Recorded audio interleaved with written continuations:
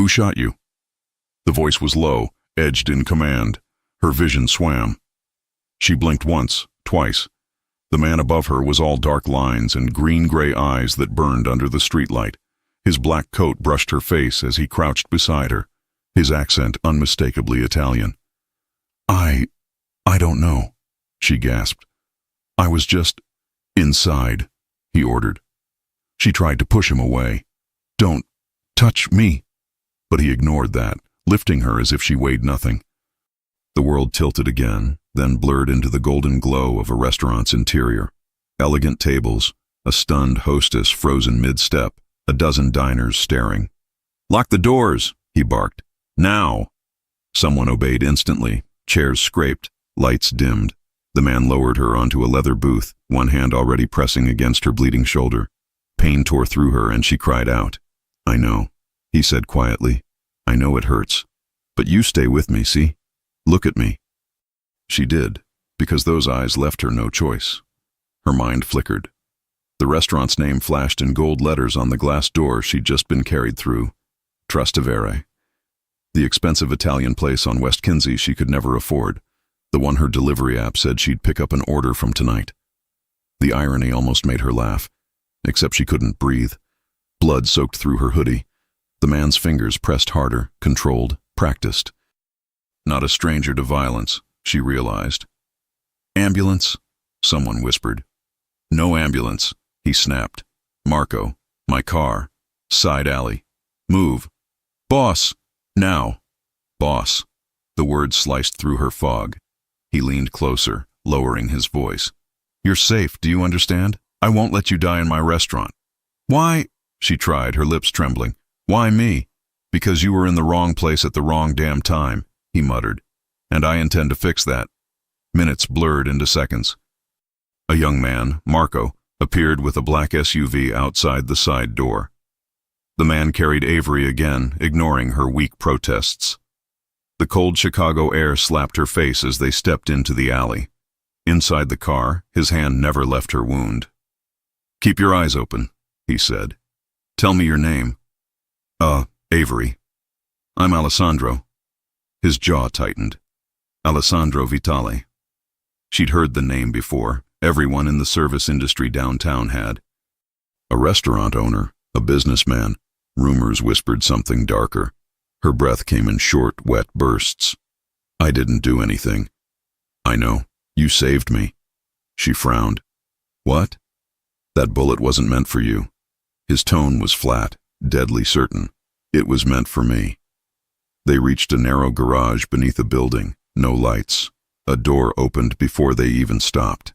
A man in scrubs waited with a medical bag. Silent, efficient.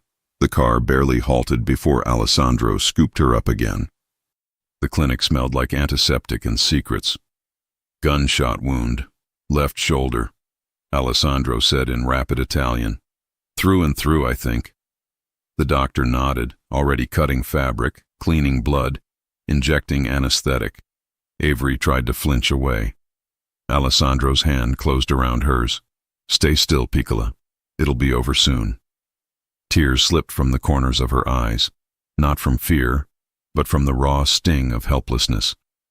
She'd survived hard things before, late rent, debt collectors, broken promises, but never a bullet. "You should go," she whispered. "You don't even know me." "I know enough." "Are you—" Her voice cracked. "Are you in trouble?" His expression didn't change. "Always." The doctor worked fast. She drifted in and out of consciousness to the rhythm of Alessandro's voice. He spoke quietly, sometimes English, sometimes Italian, steady as a heartbeat. When she woke again, she was in a clean white room, an IV in her arm, the faint hum of the city beyond sealed windows.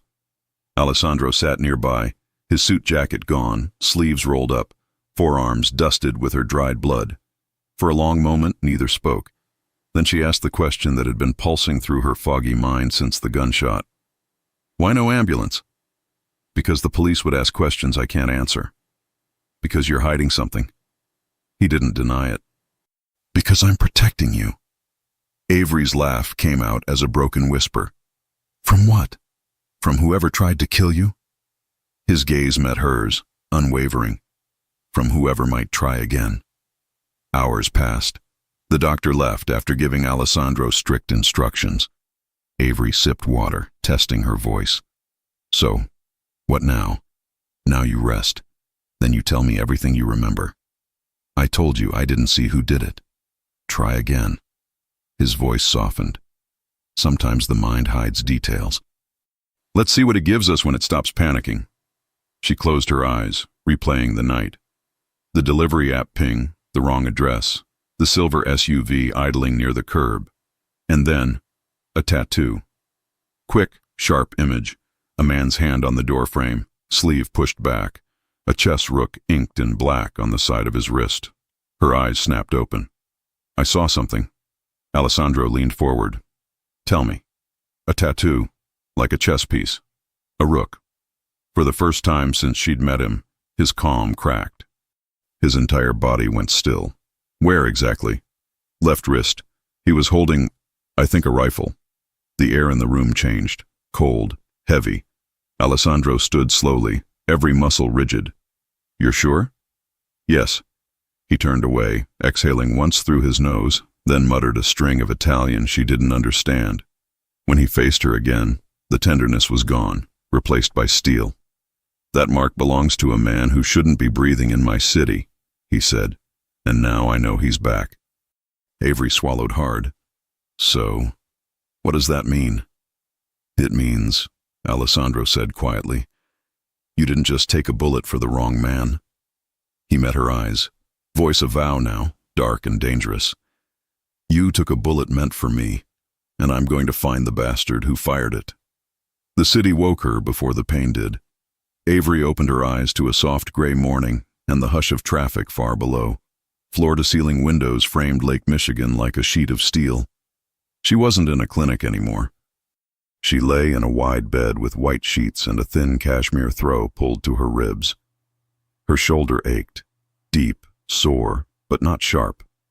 Someone had changed her into a soft cotton top that didn't touch the bandage. The door opened without a sound. Alessandro Vitale stepped in, a shadow resolving into a man in a dark sweater and slacks. Barefoot, different from last night's suit, but the same controlled energy. How do you feel? He asked. Like I got shot, she said, voice rough. Where am I? My home, he said. Streeterville. The doctor wanted someone with you for the first 24 hours. I assumed you don't live with anyone who could watch for bleeding or fever. You assumed right, she said, pushing herself up an inch. Pain tugged. She winced. You can't just bring strangers to your penthouse. You're not a stranger. He set a tray on the side table. Coffee, orange juice, toast, a porcelain bowl that smelled like tomatoes and basil. You're the woman who took a bullet that had my name on it. That doesn't make me not a stranger. She looked at the bowl. Is that soup? At 8 in the morning? Chef Lucia's tomato broth. Easier on the stomach. Pain meds can be harsh. Avery stared at him. Do you ever stop handling things? He considered it. Not often. She reached for the spoon with her right hand. He moved first, sliding the tray closer, then hesitated. May I? He asked. She blinked. May you, what? Help you sit up. I'll keep away from the shoulder. The way he waited, patient, eyes steady, made her chest loosen. She nodded. He arranged extra pillows, each motion deliberate and careful, like a man who had learned the hard way that force breaks more than it fixes. Thank you, she said. You're welcome. She tasted the broth. It was warm and clean, the kind of simple that only comes from practice. The city light brightened. A gull sliced the sky outside the glass. What happens now? She asked. Now we set rules, he said, taking the chair beside the bed. So you feel safe, and so I don't fail you. Rules, she repeated. Okay, start. Rule 1, he said. You can leave whenever you want, no pressure to stay. If you say go, I take you home. If you say stop, I stop, with anything. She lifted an eyebrow. That covers a lot. It should, he said. Rule 2. Your phone stays with you. No one reads it. Not me. Not my people. Valentina may ask to clone it once for evidence with your permission. Who's Valentina? My attorney. She will manage the legal side to keep the city from swallowing us while I deal with the men who pulled a trigger. Avery held his gaze. And Rule 3? Rule 3, he said, quieter. I protect you. That means security downstairs. A nurse on call. My cousin Marco coordinating cameras around this building and my restaurant. If that is too much, say so. I will scale it down, and we'll accept the extra risk together. She sat with that for a beat. Together? I brought you into this building. That makes you mine to protect, he said, then added, not yours to obey. Heat moved through her face. She looked out at the lake. My brother's going to call soon, she said. We talk every morning. If I don't answer, he'll panic. Ethan, he said, already knowing. How? You spoke his name in your sleep, he said, almost apologetic. I had the nurse noted in case we needed to contact next of kin. He's 19, she said. Computer smart, rent broke, thinks Chicago pizza is better than New York and will fight about it. Good, Alessandro said. A man should have convictions. She tried not to smile and failed. I don't want him dragged into this. Neither do I, he said. Eat, then tell me everything you remember. She ate. Slowly.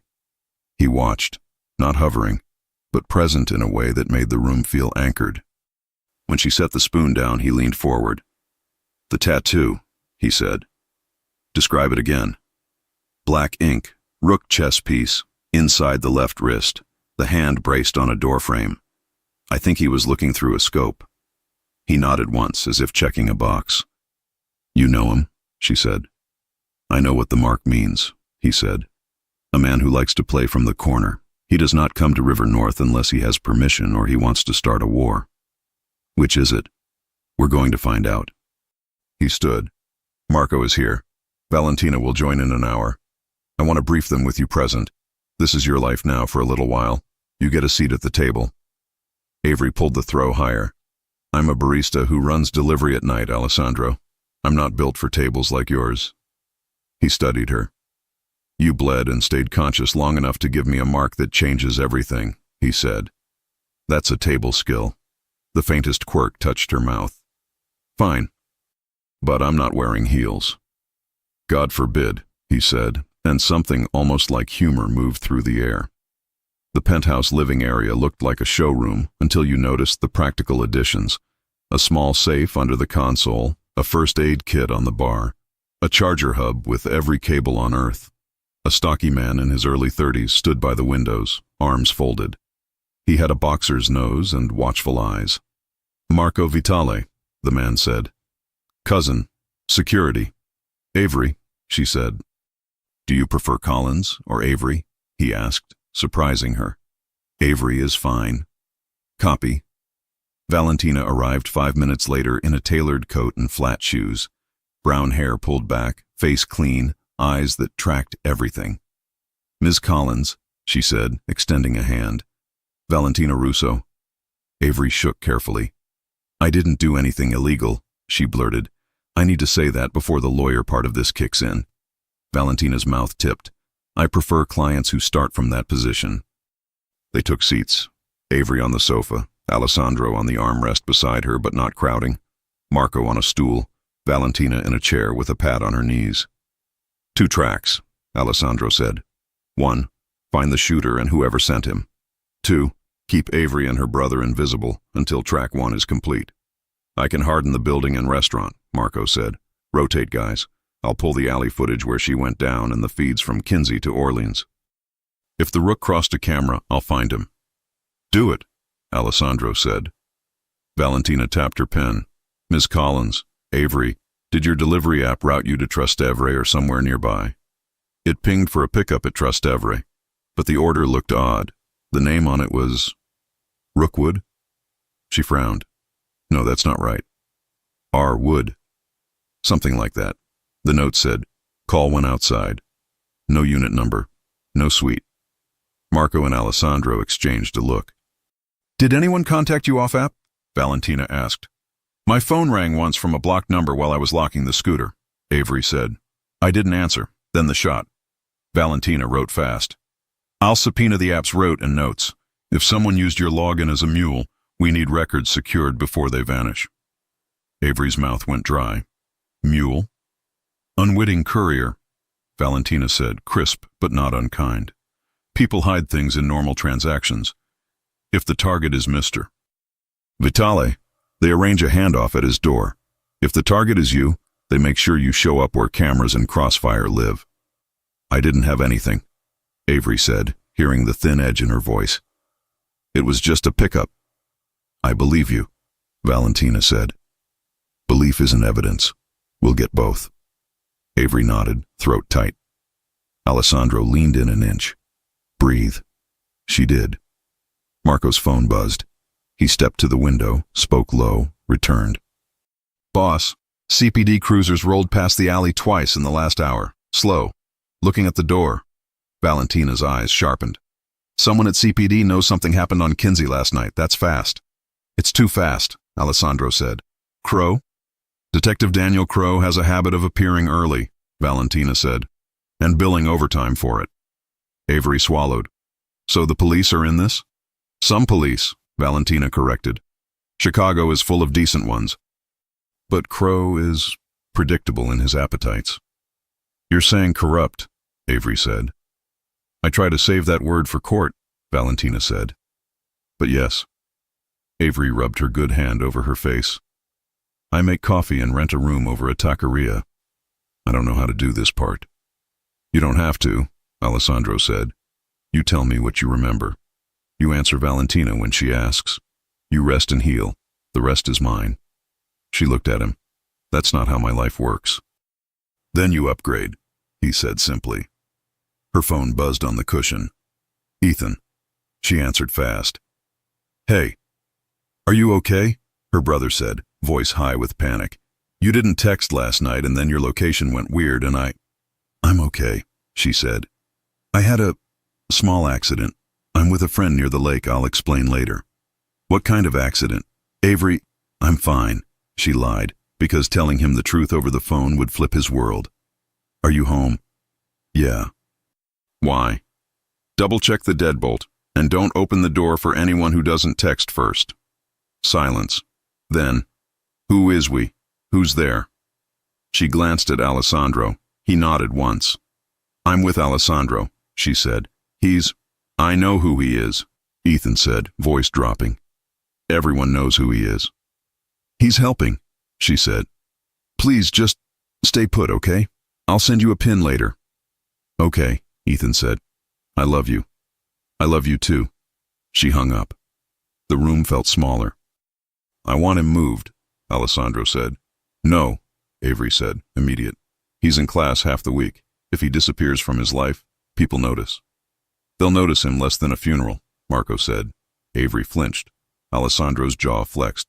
"We don't scare her," he said to Marco, not taking his eyes off Avery. "We give options." "Option me," Avery said, pulse in her throat. "We relocate him to a short-term rental under a different name," Alessandro said. "Same bus route, same campus. Different door. 2 of my people in the building, not glued to him, but near." "Will he know he's being watched?" "Yes," Alessandro said. "Because he'll be safer if he cooperates. And because he's your family."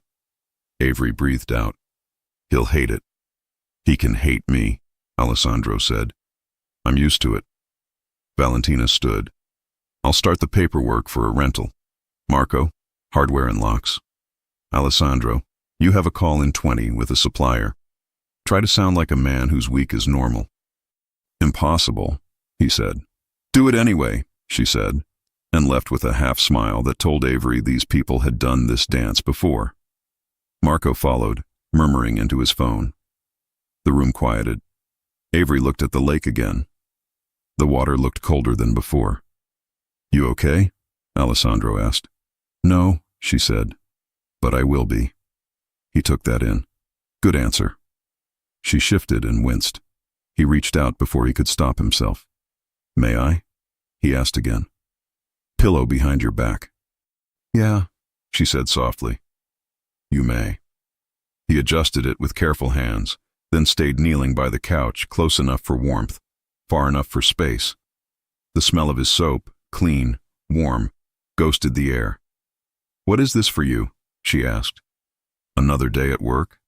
Another crisis? This is personal, he said. You bled on my floor and looked at me like you were trying not to pass out. That look, I have seen it. On soldiers. On men who were boys when they shouldn't have been. I don't forget those faces. You talk like you've carried a lot. I have, he said, most of it willingly. She stared at his hands. Are you going to kill him? If he doesn't stop breathing on his own, he said. Yes. And if I ask you not to? He didn't look away. Then I will explain why the city will be better when he's gone.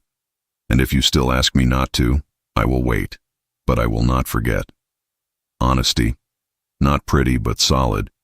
It sat between them like a shared language. Tell me about the restaurant, she said suddenly. Trastevere. He blinked, surprised by the turn. It's named for a neighborhood across the river in Rome. My mother loved it. I built the Chicago one when I was 28. Chef Lucia runs the kitchen. She throws wooden spoons at me if I get in her way. Avery smiled, small and real. I like her already. You will, he said. She sent more broth. She said you're too pale and I'm too stubborn. She doesn't even know me.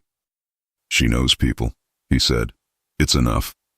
His phone buzzed on the table. He checked it, jaw tightening. What? She asked. Marco found a frame on a camera 2 blocks west, he said. Silver SUV. The driver stepped out to smoke and left a hand on the door. The tattoo's there. So now you know where he was, she said. Where he was, he repeated. Not where he is. Then you'll go, she said. Yes. And leave me here. You'll be with a nurse and 2 men in the hallway, he said. Doors locked, alarm set. My number, Marco's, Valentina's, on your phone. If anything feels wrong, you call and you shout. She stared at him. What if I don't want you to go? He didn't move for a long beat. Then I will still go, he said. Because men who shoot at my door don't stop with one night. Something in her chest pulled. She hated that it did. Then go, she said, and come back in one piece. His eyes warmed. Yes, Avery Collins, that I can promise. He rose, paused. One more rule, he said. She lifted her chin. I thought we had 3. 4, he said. Say what you mean. I'll do the same. No guessing. She nodded. Deal. He left with a quiet click. The room held his shape after he was gone. Late morning blurred into afternoon. The nurse checked her vitals and changed the bandage, talking about nothing in particular. Avery texted Ethan memes to keep him from asking harder questions. Valentina sent a short note. Working on the rental. Send Ethan's full name and DOB. Avery sent it and pressed the phone to her chest, eyes burning. Don't cry now, she told herself. Not until he's safe. The sun slid behind a bank of clouds. The city lights clicked on early. Avery paced the living room in slow lines, then stopped because pacing pulled at the stitches. She made tea and didn't drink it. She sat, stood, sat again. The door buzzed. She startled. The nurse peered through the peephole, then opened for Chef Lucia, a sturdy woman with dark eyes and a paper bag. So thin, Lucia said at once, sweeping in. And too brave, never a good mix. Hi, Avery said. Lucia cupped Avery's cheek, soft and quick. Eat, she said, setting a small container on the counter. And if he tries to feed you steak, tell him I said soup first. You can just tell him yourself when he... The elevator chimed in the hall, voices low. The nurse checked the door, then relaxed. Marco entered, wind in his hair, a laptop under his arm. He nodded at Lucia, then at Avery. Good news, he said. We got clearer footage of the SUV. Bad news, plates are stolen. Where's Alessandro? Avery asked, trying to keep her voice even. Working, Marco said. He'll check in soon. He set the laptop on the coffee table and scrubbed back a clip. A hand, veins raised, a rook in black lines. The angle was clean enough to make her stomach roll. "That's him," she whispered. Marco glanced up at her, not missing the tremor. "We'll find him." "How do you do this all the time?" she asked. "Like this," he said, tapping the spacebar. "One frame at a time, one corner at a time. We don't chase the whole city. We chase a man's habit." "What's his habit?" Avery asked. "Cameras," Marco said. "He likes corners. Corners like cameras. He's been caught before. That's why we have a rook to look for." Her phone vibrated. "Ethan." She answered on speaker. "Hey, everything okay?" she asked. "Someone jigged the handle," Ethan said. "Like, a minute ago. I heard it from the kitchen. I didn't open. They didn't knock. They just tried the handle." The room went still. Marco's eyes met hers and narrowed. "Ethan, listen carefully," Avery said, keeping her voice as level as she could. "Get your backpack. Put your laptop and chargers in it. Wallet, keys, the essentials. Don't look out the peephole. Don't touch the door. Go to your bedroom window and check the fire escape." "There's one," he said, breath tight. "Why?" "Because you're leaving in 5 minutes," she said, heart pounding. "I'm sending you an address. You go there. You don't stop. You don't talk to anyone. You call me from the sidewalk when you arrive." "What's happening?" Ethan asked, voice small now. "Nothing that touches you if you move," she said, glancing at Marco. "Ready?" Marco was already dialing. "2 cars," he told whoever answered. "Now." "Pull both doors. South route. No sirens." "Avery," Ethan whispered. "I'm here," she said. "You can do this. 3 deep breaths. In, out." He did it. She could hear it. "Good," she said. "I'm texting you the pin. Go, baby brother." The line clicked. Avery swallowed hard. Marco was moving, snapping orders, sending the nurse to the service elevator to watch for any sign of trouble. Lucia pressed a warm paper napkin into Avery's hand she didn't realize she needed. Her phone buzzed again, this time with a text from an unknown number. "We have eyes on the door. Trade the girl for the boy. Midnight. Calumet. Come alone." Avery's skin went cold. Marco read over her shoulder. The boxer's calm slid off his face, replaced by something hard. "Don't answer," he said. "Screenshot. Send to me. Then to Alessandro and Valentina." Avery did it with shaking fingers. Marco's phone rang.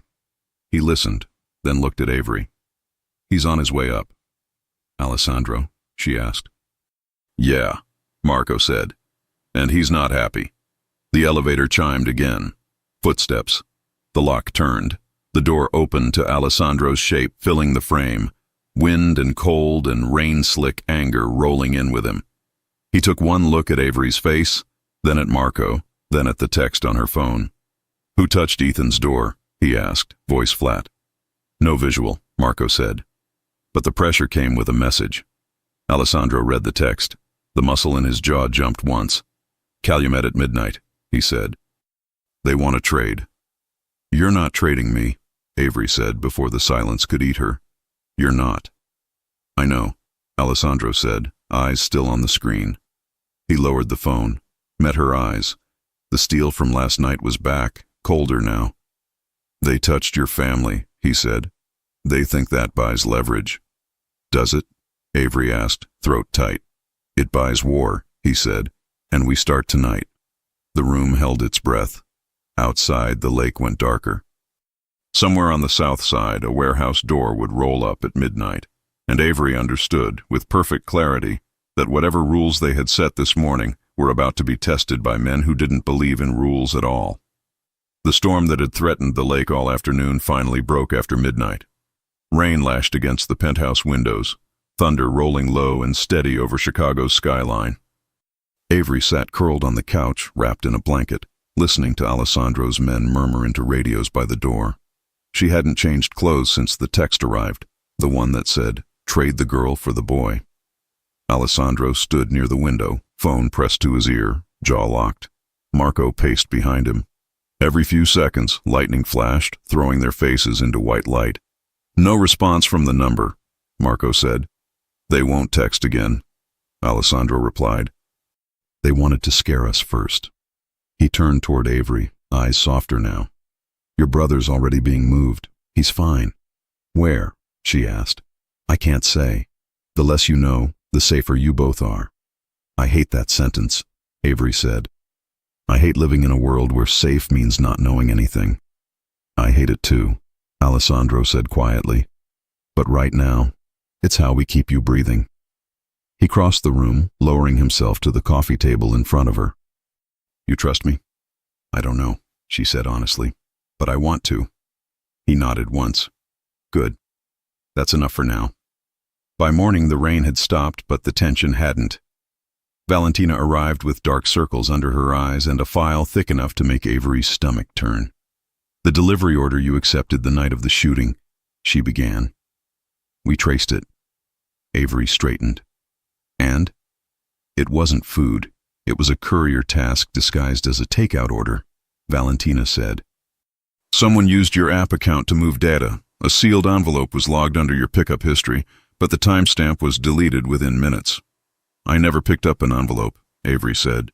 Just a bag from the hostess stand. Exactly, Valentina replied. That bag contained a USB drive. We think the target wasn't you or even Alessandro directly. It was information that could destroy both the Russian and police sides of this city's underworld. Avery stared. Are you saying I delivered something for the Mafia? You delivered something for someone who wanted to expose them, Alessandro corrected. And when they realized the courier had touched my doorstep, they panicked. So the shot wasn't random, Valentina said. The room tilted a little. Someone used me. Yes, Alessandro said, his voice low, and that makes them my problem. 2 hours later, Marco escorted Avery to a black SUV waiting in the private garage. Where are we going? She asked. Safe house, Marco said. South side, new locks, cameras. Nobody knows the address but me, Valentina, and the boss. Avery glanced at Alessandro. You're not coming? I have to clean this up, he said. And find the man with the rook tattoo before he finds us. You promised you wouldn't leave me. He paused, then brushed his fingers against her uninjured hand. I'm not leaving you. I'm extending the walls around you. I'll be there tonight. The SUV pulled into traffic, cutting through morning drizzle and honking cabs. Chicago looked the same, coffee shops opening, buses sighing, but Avery felt the world had split in two. The one everyone else lived in, and the one where bullets waited in shadows. The safe house was small, tucked between warehouses near Calumet River. Clean but bare, white walls, minimal furniture, no photos. Marco did a quick sweep of every room, muttering into his radio. You'll have a nurse checking on you at noon, he said. I'll be outside. The boss will call at 3. Avery nodded, though her nerves hummed. Do you ever get used to this? He gave a half smile. If I ever do, shoot me. By noon, Alessandro called. How's the shoulder? Stitches are fine, she said. Nerves are not. Stay near the windows? No, she said. I learned something from you people. Corners are safer. He almost smiled through the line. Smart woman. Find anything? Maybe, he said. The name behind your delivery order, R. Wood, was used 3 times last month. All linked to shell companies laundering through a detective's account. Crow, she whispered. Yes, he confirmed. But he's not the only one. Someone higher gave the order. Someone who wanted that drive to disappear. Who? I don't know yet, he said. But whoever they are, they made a mistake using you. Because you'll kill them? Because now, Alessandro said softly, they have to face me. The line went dead. Avery exhaled. For a moment she felt safe again, until the window glass rattled. At first she thought it was thunder. Then the power cut out. Marco, she called. No answer. Her heart slammed.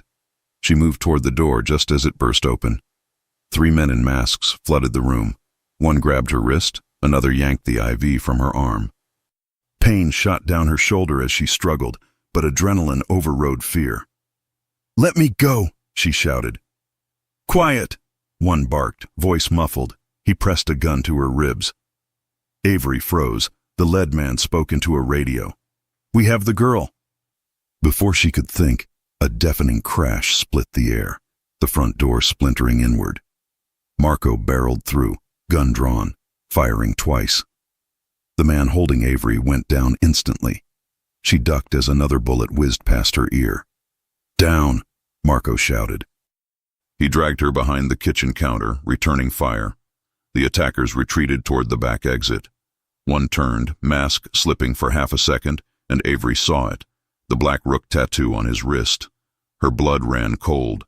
"Marco!" she gasped. "It's him!" He spun, firing at the fleeing shadow. The man dove through the side door and vanished into the rain. Silence slammed down, broken only by the ringing in her ears. "You okay?" Marco asked, checking her quickly. She nodded shakily. "He was here.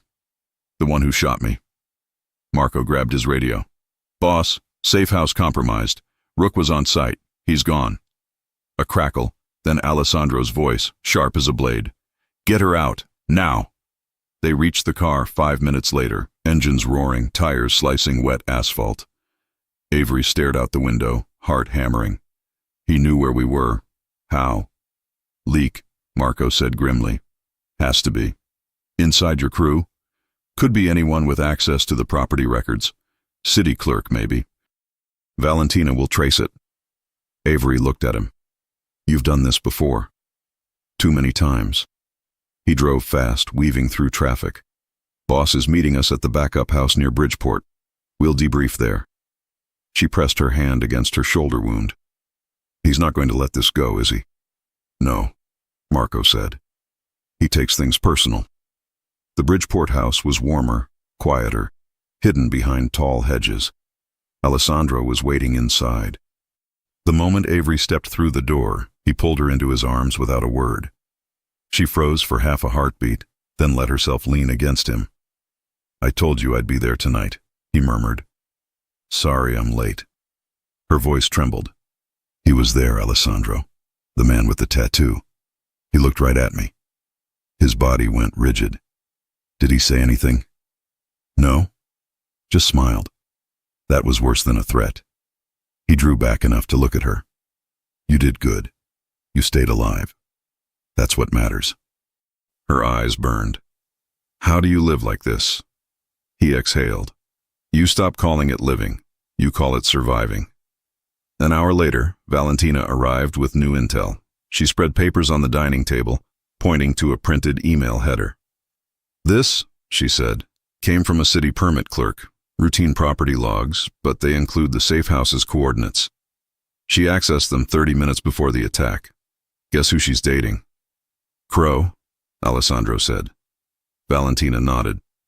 "They're the leak." "Then we close it," Alessandro said. "Not yet," Valentina cautioned. "We trace who told her to look. She's small time." The order came from above. Alessandro's jaw tightened. "And in the meantime?" "In the meantime," Valentina said, glancing at Avery, "you keep your people breathing."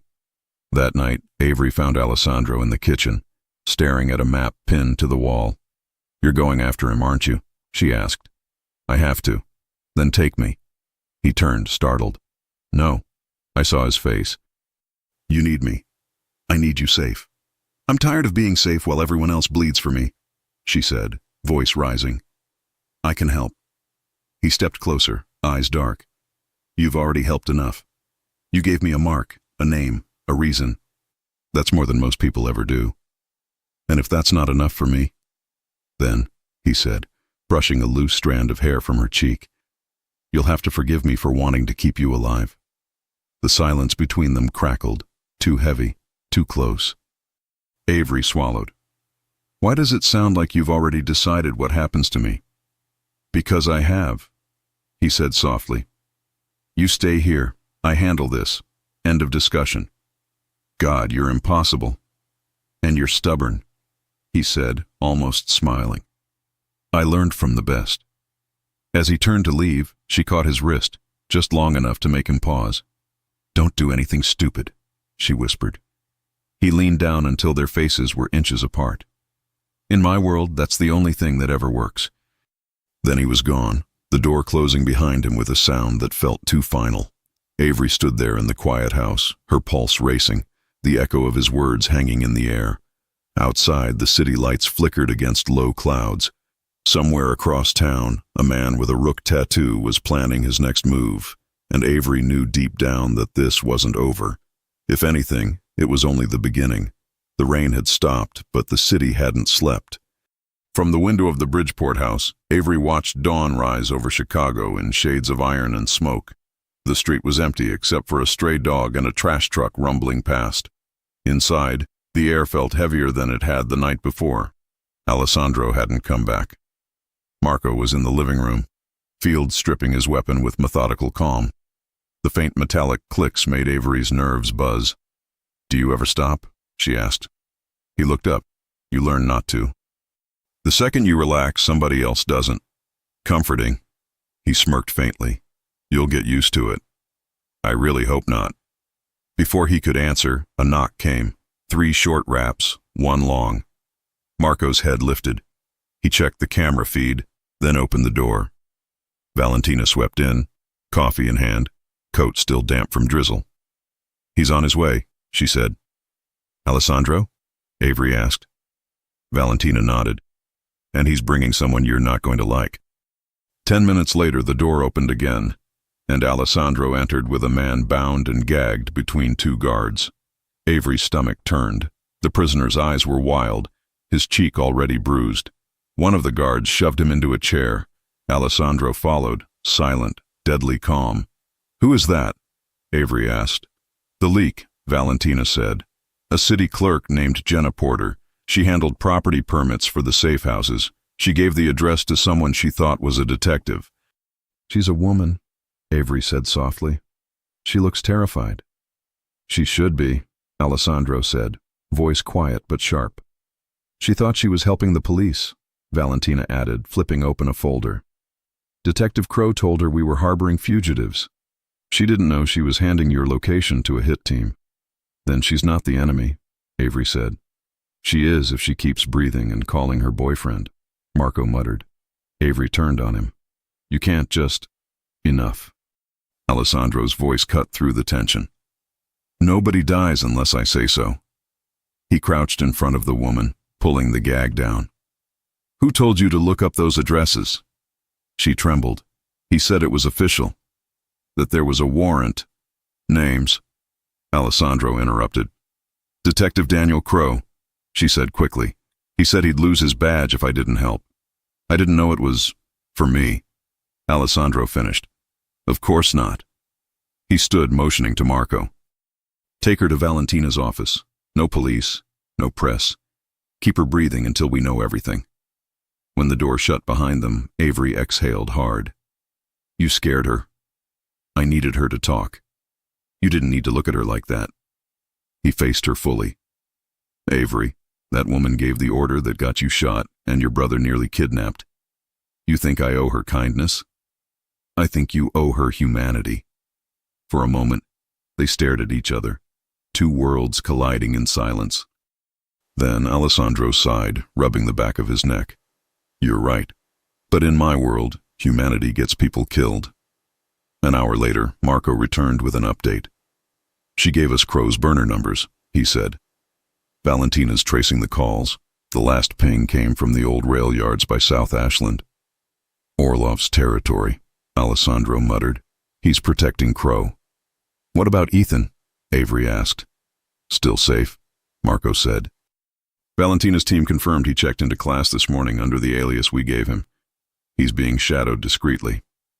Avery sagged with relief. "Good." But Alessandro's expression didn't ease. "The Russians won't stop, not until they erase every witness. That includes you. So what's the plan?" He turned to her. "We set a trap." She blinked. "You mean, use me?" "Use your delivery profile," he corrected. "They used it once to move a package. Let's give them a second chance. A decoy." "No," she said immediately. "Absolutely not. You'll be protected. It'll look real." "I'm not bait." He took a step closer, voice low. "You already were. At least this time you'll know it." Avery's heart raced. "You can't ask me to do that."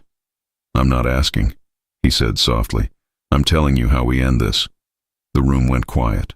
Then, after a long breath, she said, "If I say yes, it's because I want to, not because you ordered me." His gaze softened. "Agreed." That night, the decoy plan took shape. Valentina arranged the digital trail, Marco assembled a small team, and Alessandro mapped exits on a whiteboard like a general preparing for war. Avery watched, wrapped in a sweatshirt that wasn't hers, trying to focus on the plan instead of the pounding in her chest. "We leak a fake order," Valentina explained. "Same courier profile, same pattern. The pickup will show as a downtown sushi restaurant. Our target intercepts the call. He sends his men. We'll trace the signal back to Crow's burner." "And me?" Avery asked. "You'll be at a secondary location," Alessandro said. "Far from the scene, watching the feed." "Then why do I need to agree to anything?" "Because they'll believe it's real only if your profile is active," Valentina said. "Your name has to appear in the log." Avery hesitated, then nodded. "Fine, do it." Alessandro's eyes met hers. "Thank you." "Don't thank me," she said. "Just don't get killed." The operation started at 10 p.m. sharp.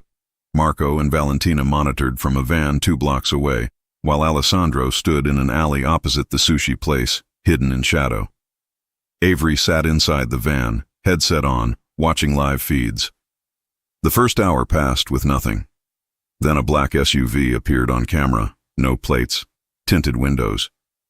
"Target vehicle confirmed," Marco said. "Driver stepping out." A figure emerged, tall, heavy-set, familiar posture. Avery's pulse spiked. "That's him." "The rook tattoo, left wrist." "Copy," Valentina said. Recording started. The man reached the door of the restaurant, looked around once, then pulled out a phone. "He's calling," Marco muttered. "Tracing." Valentina's fingers flew over the keyboard. "Got it, pinging near South Ashland again. Same tower cluster as Crow's last signal." Alessandro's voice crackled through the radio. "Good, stay on him." The man lingered another minute, then turned back toward the SUV. "Wait," Avery said suddenly. "Someone's in the back seat." Valentina zoomed in. A silhouette shifted. Female, maybe mid-20s. Avery's stomach dropped. "Oh my God, it's Jenna, the clerk." Marco swore. "How the hell?" "She must have called him after we let her go," Valentina realized. "She warned him." "Son of a—" Alessandro's voice cut out as the sound of a gunshot blasted through the feed. "Alessandro!" Avery shouted. Static. Then a crash. The camera outside the restaurant shook as the SUV door flew open and the rook-marked shooter fired toward the alley. "Boss is hit!" Marco yelled, already bolting out the van. "No!" Avery ripped off the headset and ran after him.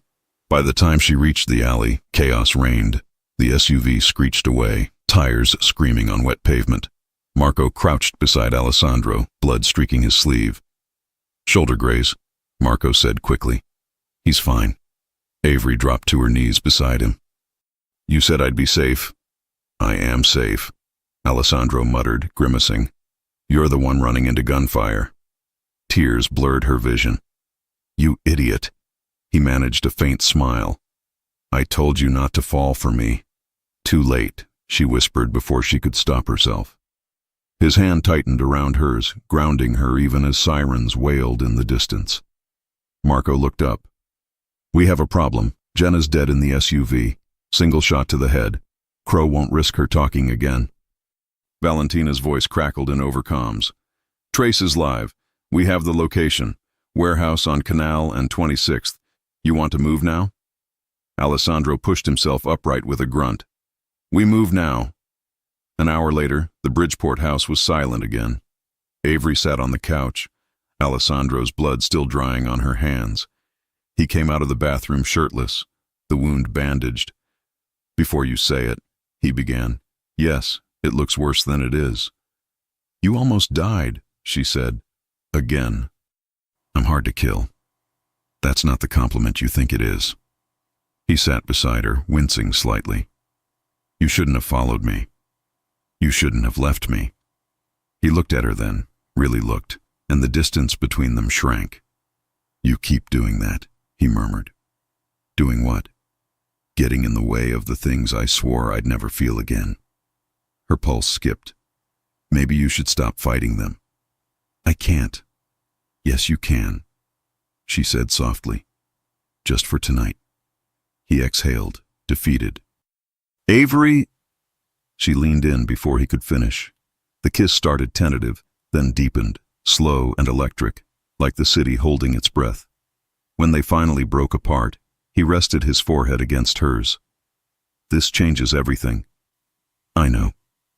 Tomorrow, he said, we go after Crow. And when it's over, she said, we see if we still want the same thing. He nodded. Deal. At 3 a.m., Marco's voice came over the comm. Crow's moving. Warehouse confirmed. He's not alone. 6 men, maybe more. Looks like he's burning evidence. Alessandro stood, reaching for his jacket. Then we stop him before he disappears. I'm going with you, Avery said. No. Don't bother arguing. You already know I won't listen. He turned slowly, eyes hard but full of something else. Fear. You stay behind me at all times. Understood? Yes. They left minutes later, slipping into the night with Marco behind the wheel. The city blurred past, silent and wet. Avery's pulse hammered with every passing streetlight.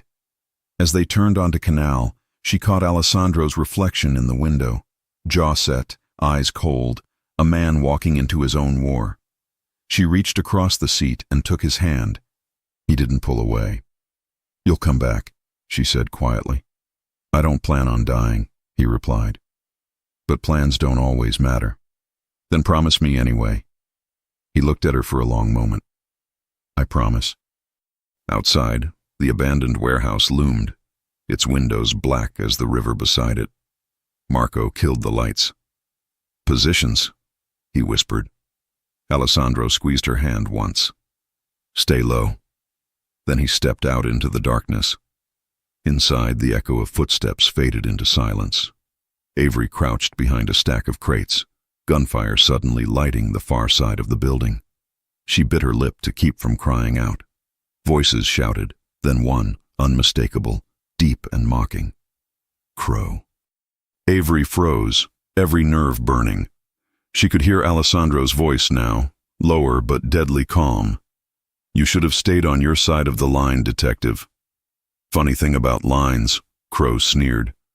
They move when money talks. A shot rang out, then another. Avery squeezed her eyes shut. When she opened them, the warehouse was quiet again. And in the silence, one question screamed inside her. Who's still standing? The gunfire stopped as suddenly as it began.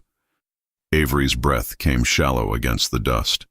The echo of the last shot ricocheted around the cavernous warehouse and died.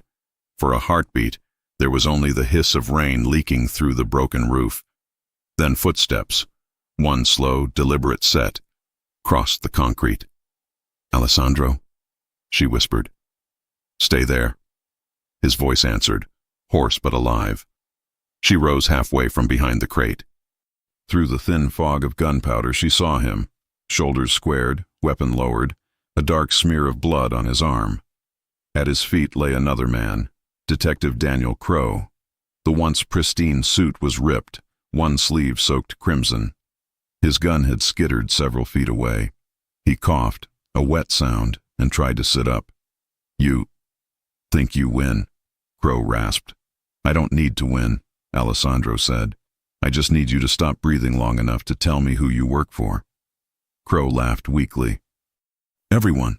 That's the beauty of Chicago, Vitale. Loyalties for sale in every district. Alessandro aimed again.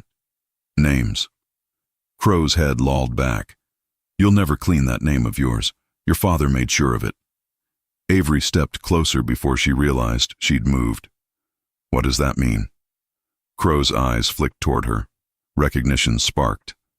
The courier, he said, smiling through the blood. The little delivery girl who started a war. Answer her, Alessandro growled. Crow's smirk widened. You want the truth? Fine. Your father's shell company, Vitale Holdings legacy. I used it. The Russians paid me to. You've been laundering their money for years without knowing it." The words hit like a physical blow. Alessandro froze. "You're lying," he said flatly. "Check the ledgers," Crow wheezed. "Your accountant sold the passwords months ago. You're the perfect scapegoat, a mobster pretending to be legitimate." Alessandro's finger tightened on the trigger. "Don't," Avery said sharply. "He wants you to pull that trigger." Crow smiled, teeth red. "She's right. You kill me, the narrative's complete. Dirty Sicilian boss eliminates heroic cop. Headline writes itself." For a long second, the only sound was rain ticking against metal. Then Alessandro stepped back, holstering his gun. "You'll live," he said, "but you'll wish you hadn't." He motioned to Marco, who dragged Crow to his feet. "Get him in the car. Valentina will want every password before sunrise." Marco shoved the detective toward the exit. Alessandro turned to Avery. His eyes were darker than she'd ever seen them. "Let's go." The ride back was silent. Avery sat beside him in the back seat, watching the city smear past in streaks of gray. He hadn't spoken since they left the warehouse. Finally, she said, "He said your father." "I heard him. Do you think it's true?" He exhaled through his nose. "My father was many things. I wouldn't put it past him." "Then we find proof," she said. "Real proof, not his word." He looked at her, something unreadable behind his eyes. "You still think I'm innocent?" "I think you're the man who carried me out of a gunfight instead of running," she said. "That's enough for now." His mouth softened. "You shouldn't believe in men like me." "Too late for that," she whispered. By morning, Valentina had turned her office into a war room. Spreadsheets, bank statements, flash drives, all marked with the name Vitale Holdings. Legacy. Avery stood beside her, trying to follow the lines of numbers. "It's real," Valentina said finally. Crow wasn't bluffing. The shell's been active for years. But it's not Alessandro's doing. The signature on these transfers belongs to his father's old accountant, Enzo Capi. "Where is he now?" Avery asked. "Retired. Lake Geneva, Wisconsin." She glanced up. "Or so the records say." Alessandro came in then, buttoning his shirt over the fresh bandage. "We go there today." Valentina frowned. "You should rest." "I'll rest when my name isn't the headline on tomorrow's paper." 2 hours later, they were on the road, northbound on I-94. The city shrank behind them, replaced by long stretches of highway and the gray expanse of lake to the east. Marco drove.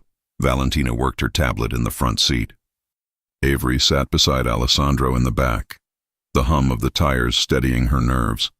"You okay?" she asked. "I've been better." She reached over, fingers brushing his. "You'll fix it." He looked at her hand for a long second before lacing his fingers through hers.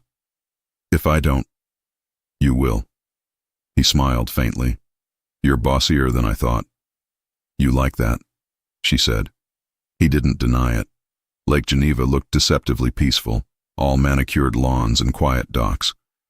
Cappy's house sat at the edge of the water, glass and stone, too expensive for a retired accountant. Marco scanned the yard with binoculars. Security cameras. New. He's expecting company.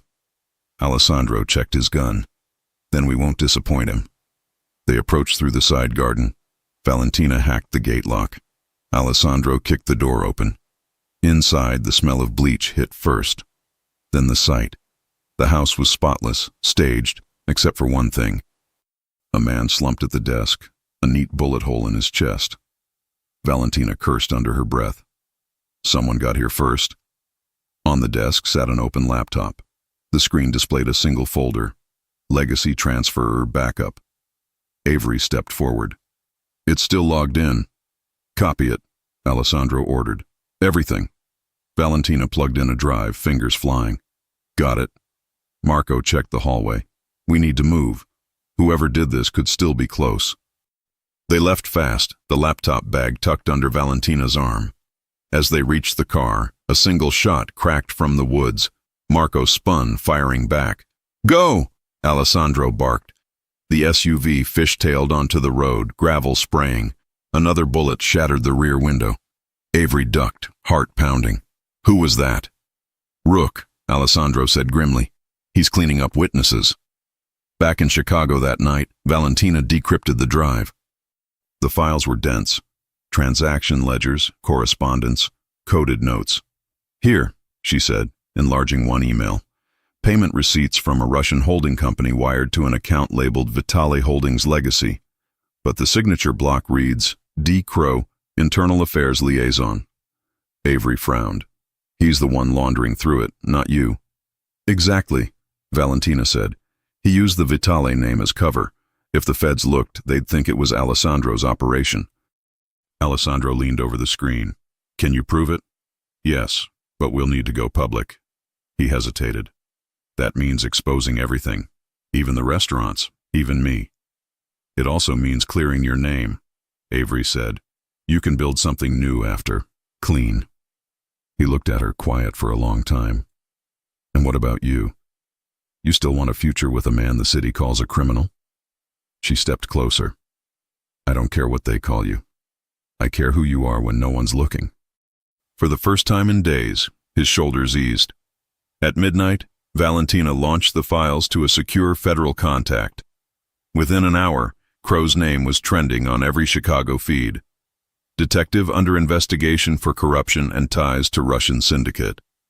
Avery stared at the screen. It's over. Alessandro shook his head. No. Crow won't go quietly. As if on cue, Marco's phone buzzed. He listened, then looked up sharply. Warehouse fire on Canal. That's where we left the bodies. Evidence cleanup, Alessandro said. He's burning what's left. And what about Rook? Avery asked. He'll be there, Alessandro said. He always finishes the job himself. Valentina looked at him. You're not going alone. I'm not asking permission, he said. But I need one thing from you, Avery. What? If I don't come back, you leave this city. Tonight. She shook her head violently. No. Promise me. I can't. He reached up, touching her cheek. Then I'll just have to make sure I do come back. The Canal District was a maze of smoke and firelight. Avery refused to stay behind. She slipped out of the car as soon as Marco parked 2 blocks away. The warehouse roof had collapsed, but one figure still moved among the flames, the man with the Rook tattoo, gun glinting under orange light. Alessandro stepped from the shadows, gun drawn. You missed your chance. Rook turned, smiling through soot. Not yet. The 2 men circled each other, heat shimmering between them. Then, without warning, Rook lunged. The fight was brutal, close, desperate. Fists, knees, metal clanging against concrete.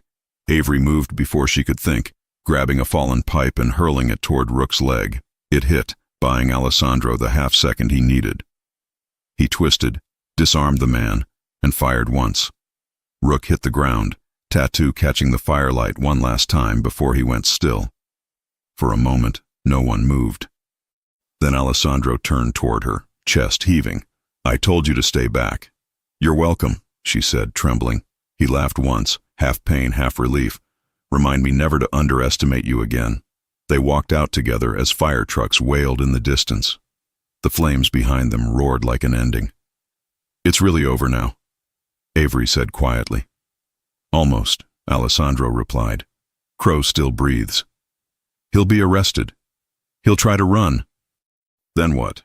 Then, Alessandro said, sliding an arm around her shoulders, we stop running too. By sunrise, federal agents had Crow in custody. Valentina called with the news while Avery stood on the balcony of the penthouse, the city glowing pink below. He's done, Valentina said. The files, the footage, the recordings, it's airtight. Avery looked at Alessandro across the balcony, coffee cup in his hand, eyes finally at peace. So what happens now? Valentina hesitated. He's free to choose what kind of man he wants to be next. Avery hung up and crossed to him. He set the cup down and reached for her waist, drawing her close. It's over, she whispered. He shook his head slightly. No, it's beginning. She smiled. Then tell me, what do we call this beginning? Whatever you want, he said, just as long as you're in it. And for the first time since that bullet tore her life apart, Avery believed it could really be true. The news broke before sunrise.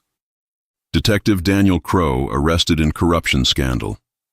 The words scrolled across every Chicago station, replayed on radios, lit up every phone screen. From the balcony of the penthouse, Alessandro Vitale watched his city wake to chaos. The skyline shimmered against the lake, beautiful and brutal. He'd spent his whole life trying to control this city, and now, for the first time, it felt like he could finally breathe in it. Behind him, Avery padded out barefoot, still wearing his shirt from the night before. "You didn't sleep," she said softly. He smiled faintly. "Couldn't. Too quiet. I kept waiting for the next explosion. Maybe it's over." "Maybe," he said. "But endings like ours never stay quiet for long." She stepped beside him, resting her hand on the cold railing. "So what now?" He turned toward her. "Now, I decide what kind of man I want to be when nobody's shooting at me." Downstairs, Valentina waited with a thick envelope. "The feds want a statement," she said. "They'll clear you publicly, but they'll want the full story. Names, dates, details. And if I refuse, they'll assume guilt by silence." Avery watched him. "Tell them the truth. For your name. For your brothers." At the mention of Leo, his jaw tightened. "My father would call that betrayal." "Your father's dead," she said gently. "He doesn't get to decide who you are anymore." Alessandro looked at her for a long moment, then nodded once. "Prepare it." The federal hearing was closed to the public. Avery sat in the back, hands clasped in her lap, as Alessandro gave his testimony under oath. He didn't flinch when he admitted the truth, that the Vitale family had built its empire on violence, that he had inherited blood on his hands long before he took his first breath. But he also spoke of change, of legitimate businesses, of turning power into protection. "I'm not here to ask forgiveness," he said. "I'm here to prove that the Vitale name can mean something other than fear." When it ended, the room was silent. Then the lead investigator, a woman with silver hair and tired eyes, leaned forward. "Mr. Vitale," she said, "what makes you think anyone will believe you've changed?" He glanced toward Avery, who met his gaze steadily. "Because she did," he said simply.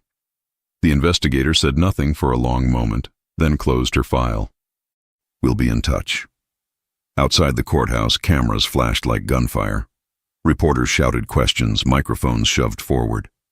"Mr. Vitale, are you walking away from the family business? Is it true you were laundering money for the Russians? Who's the woman with you?" Alessandro ignored them all, his hand tightening around Avery's as they pushed through the crowd toward the waiting car. Inside, she exhaled shakily. "That was insane," he chuckled. "Welcome to my version of normal. Do you think they'll believe you?" "I don't know," he said, "but for the first time I don't care." She smiled faintly. "That's new." He looked at her. "So is this." That night, the penthouse felt different. No guards at the doors, no constant hum of radios, just the two of them, the city glittering below. Avery sat on the couch, scrolling through articles. "They're already changing the headlines," she said. "You're being called a whistleblower now." He raised an eyebrow. "That's generous." "You deserve it." He crossed the room, taking the tablet from her hand. "You deserve better than this world." "I chose this world," she said softly. "I chose you." He sank onto the couch beside her. "You could still walk away. No debts. No danger. Start over."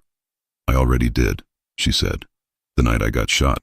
Everything before that ended." He looked at her, something raw in his expression. "You really don't scare easy, do you?" "I'm terrified," she admitted. "Every day. But I'd rather be terrified with you than safe without you." He leaned in, forehead against hers. "You have no idea what that means to me." "Then show me," she whispered. The kiss was slow this time, unhurried, the kind that didn't ask for forgiveness or promise forever. It just existed, real and certain. 2 weeks later, Alessandro stood on the cracked steps of his father's old mansion on the outskirts of the city. The house was empty now, furniture draped in sheets, air thick with dust. Avery followed him inside. "I haven't been here in 10 years, he said quietly. She looked around at the faded portraits, the scent of old wood and memory. What happened here? My father built everything from this house, he said. Every deal, every threat, every lie. I thought if I burned it down, I could start over, but maybe I just needed to face it. He walked to the study, where a massive portrait of his father still hung. He used to tell me the family name was a crown, but it was a chain. Avery stood beside him. So break it. He hesitated only a second before reaching up and pulling the painting from the wall. It crashed to the floor, the glass shattering like the end of something ancient. Done, he said softly. She smiled. How does it feel? Like breathing. Later that night, back at the penthouse, Marco poured whiskey for everyone. Valentina leaned against the counter, scrolling through her phone. Crow's officially in prison, she said. 20 years without parole. Good, Alessandro said. He gets to live with his choices. That's punishment enough. Marco smirked. Boss going soft? Alessandro looked at Avery across the room. No, just smarter. Valentina clinked her glass against his. To new beginnings. To better endings, Avery added. They drank. Sometime after midnight, Avery found Alessandro out on the balcony again, wind stirring his hair. You keep coming out here, she said. Old habits. I used to look for threats. Now I just look. She joined him, resting her chin on his shoulder. See anything worth keeping? He turned his head slightly, eyes on her. Everything worth keeping is already inside. She smiled. You know, you're getting dangerously good at this romance thing. He chuckled. Don't tell anyone. I have a reputation to ruin. Weeks passed. The headlines faded. The restaurant reopened under a new name, Leone, after his brother. Avery took over the business side, balancing books instead of deliveries. Customers came for the food but stayed for the warmth. The rumors about the Vitali name began to change, whispered in tones of curiosity instead of fear. One night, as they closed up, a teenage delivery boy dropped off a late order and smiled shyly at Avery.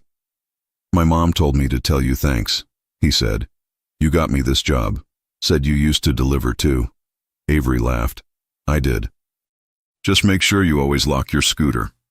He grinned and ran off.